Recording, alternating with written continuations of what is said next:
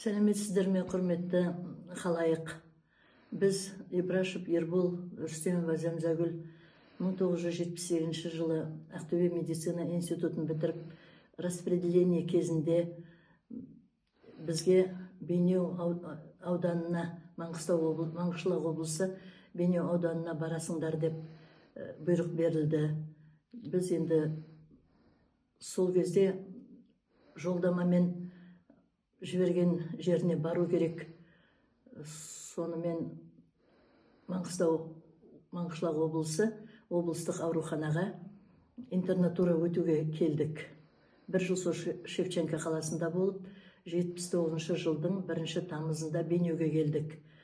Бұны айтып отырған себебім, алдындағы уәде бойынша 19 корпустың 4 пәтерінен бізге бір бөлме үйді дайындап қойған екен басшылық. Енді қарасақ, қасымыздағы көршіміз Еспосынов Айтқұлдың жанұясы екен. Сонымен жақсы көрші болып, қызметтес болып, жұмыстас болып, сөйтіп тату тәтті өмір сүрдік. Қазақтың әдет ғұрпымен үйінен ерулік беріп, содан жақсы араласып кеттік. Біздің көз алдымызда 2 қызы дүниеге келді. Солардың өскенін, әке шешесімен қыдырып жүретіндері есімізде. Енді жұмыс жағына келетін болсақ, өте білгір маман болды. Өте білгіш. Ол кезде жұмыс қай кезде де қиын ғой, ол кезде де өте қиын болды. Себебі шалғайда жатқан мал ауылдарды, елді мекендерді дәрігерлер жиі аралайтын. Дәрілер аппарат, шопандардың қарайды, денсаулығын тексеріп, дәрілер таратып сөйтеді. Сонда жаңағы Айтқұл енді жергілікті адам бәрін таниды, соскыны қосып беретін көрінеді.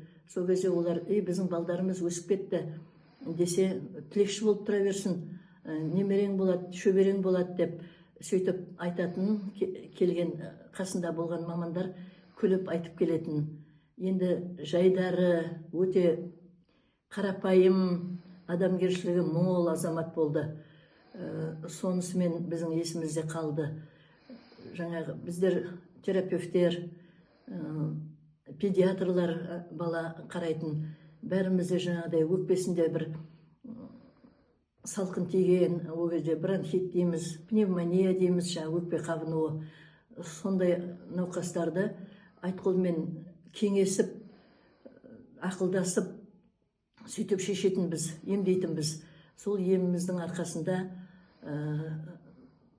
талай-талай науқастар науқасынан айығып, үйлеріне оралды.